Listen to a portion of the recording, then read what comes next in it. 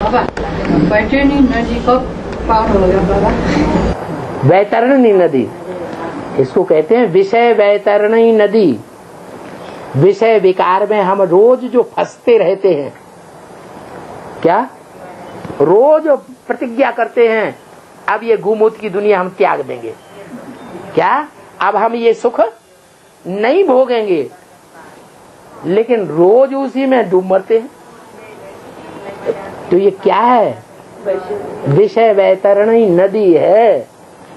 इस विषय वैतरणी नदी से पार ले जाने वाला एक ही बाप खिवैया आया हुआ है।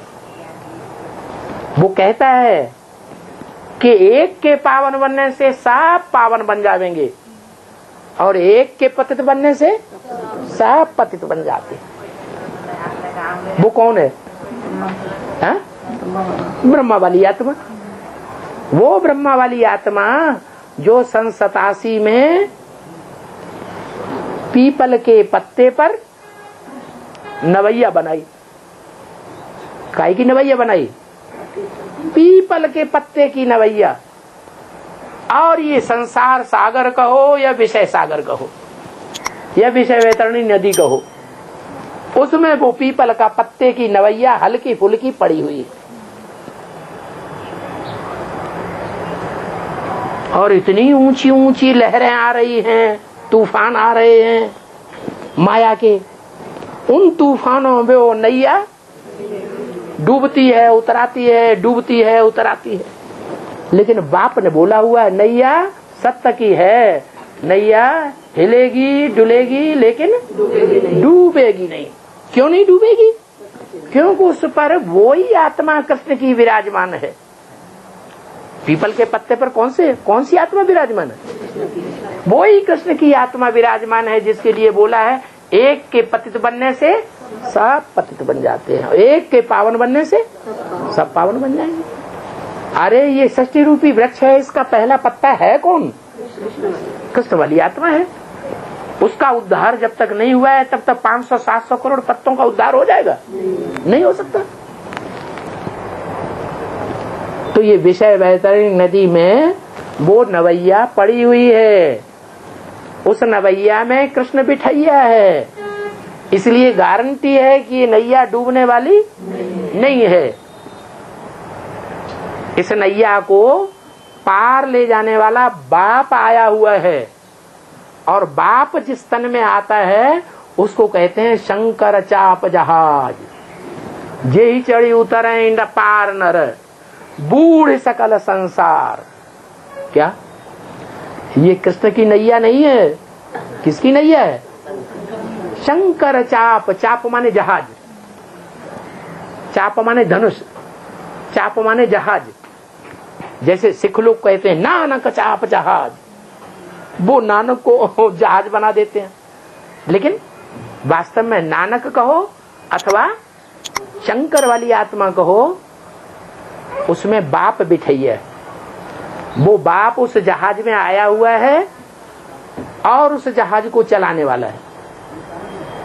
जो भी नदियां डूबती उतराती हैं, अगर वो सहारा ले लेंगी उस जहाज का, तो विषय सागर से पार हो जाएंगी या बचेंगी? पार हो जाएंगी। फिर उन नवैयों में बिठैया भी, वो भी पार हो जाएगी। ये तिनके के सहारे पकड़े हुए हैं अज्ञानियों ने। जैसे कृष्ण की आत्मा ने पीपल का पत्ता पकड़ा हुआ है, तो तिनके का सहारा है या जहाज का सहारा लिया है? तिनके का सहारा लिया हुआ। बाप कहते हैं अब ये आत्माओं के सहारे छोड़ दो, देहधारियों के सहारे छोड़ दो। ये तुम्हें निस्तार करने वाले नहीं है, ये तुम्हें पार ले जाने वाले नहीं है। ये खुद भी डूबेंगे और तुम्हें भी डुबा देंगे। पार सिर्फ वो ही जाएंगे जो जहाज का सहारा लेंगे। उसका नाम है जहाज का, मुरली में नाम दिया है। नाम क्या दिया है याद है? थोड़ा इशारा दे दें। वेदांत है? हाँ, वो जहाज का नाम पूरा बताओ। चंद्रकांत वेदांत, भूल गए? मुरली सुनते जाते और भूलते जाते हैं।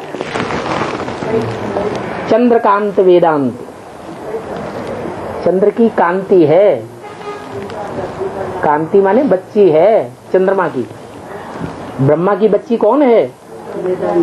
पहाड़ की बच्ची कौन है? हिमालय की बच्ची कौन है? पार्वती। तो पार्वती जिस जहाज पर सवार हो जाए, अभी डायरेक्शन क्या दिया? किसका आवाहन करो? विजयमाला का आवाहन करो, तब ही निस्तार होगा। तो वो चंद्रकांत वेदांत नाम पड़ता है उसका, जहाज का। जो आसरा लेंगे वो पार जरूर जाएंगे।